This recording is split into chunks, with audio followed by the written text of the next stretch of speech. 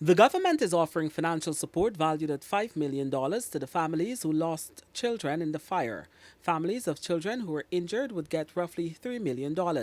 Attorney General Anil Nandlall said Tuesday that some of the monies have already been paid in cash and the balance of those payments are now being processed and will be paid in the near future. They got a deposit of the sum to which a deposit on the sum that the government is offering as financial assistance.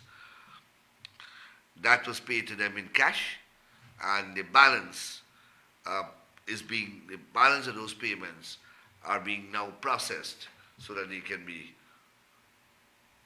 fully effected in the very near future, within the next 2 or 3 weeks.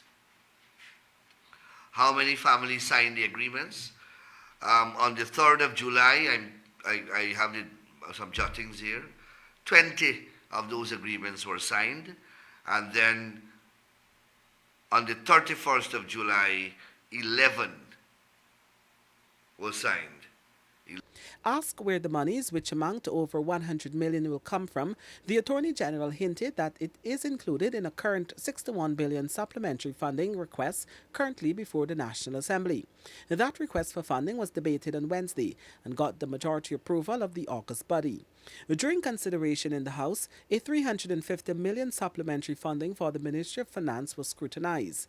Of that amount, Finance Minister Dr. Ashley Singh noted that some funds are being allocated as payments to the families of the children affected by the fire. Is included a provision to meet the cost of the financial assistance that is being provided to the families of the girls who so tragically lost their lives in Mahdia, and to those who were injured in that tragic incident.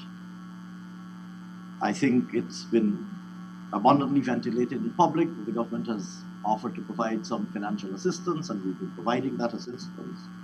We made some emergency interventions at the time, and so a part of this allocation is intended to meet those costs or to recoup those costs that were incurred, and they were incurred as one would fully appreciate, they were incurred. We responded in a timely manner on the spot, trying to meet the requirements that were needed at the time, and as immediately as we possibly could.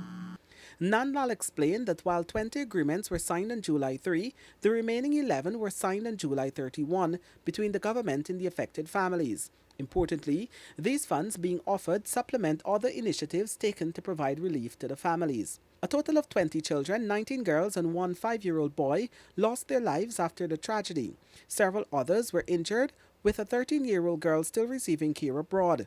It was reported that the fire was started by a young student, but safety concerns about the dormitory have been raised. The government pledged to continue to offer support and assistance in various ways to enable the families to continue to cope with and recover from this horrendous tragedy. For the newsroom, Kurt Campbell.